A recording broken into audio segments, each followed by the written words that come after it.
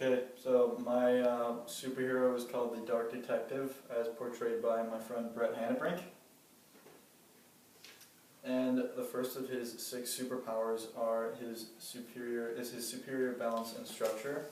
And when the radiation affected his brain, it directly affected his cerebellum. And the cerebellum is in charge of various jobs within the brain, but this particular effect gave him supernatural balance because it regulates balance.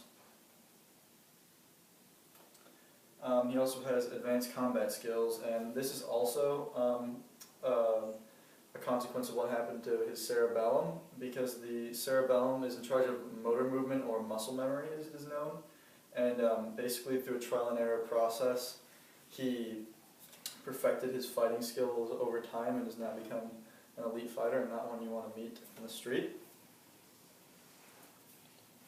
He also has X-ray vision, and the radiation affected his occipital lobe, which is in charge of analyzing visual signals. And as a result, the radiation consequently led to him being able to see through any surface, as you can see there, see through a car door. He also has selective hearing, and the radiation affected his temporal lobe for this one, which is in charge of analyzing auditory signals, or his hearing basically. And his superpower for this one is that he can hear anything within a 2-mile radius, so that's pretty useful for him if he's on a case and he wants to be able to hear a bad guy or a villain from 2 miles away. He can basically hear whatever he wants. He also has great memory, and this is a result of radiation affecting the frontal lobe. And the frontal lobe is in charge of the memory, and now we can remember absolutely everything, which is, a lot of people have photographic memories, but this is extreme photographic memory because he forgets absolutely nothing.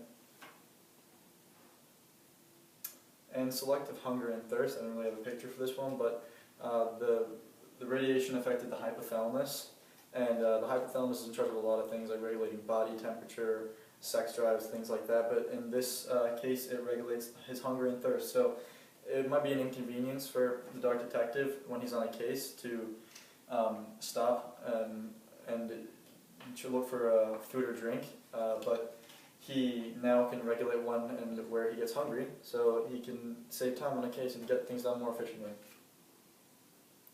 And that's it for the superpowers, but here's my comic book.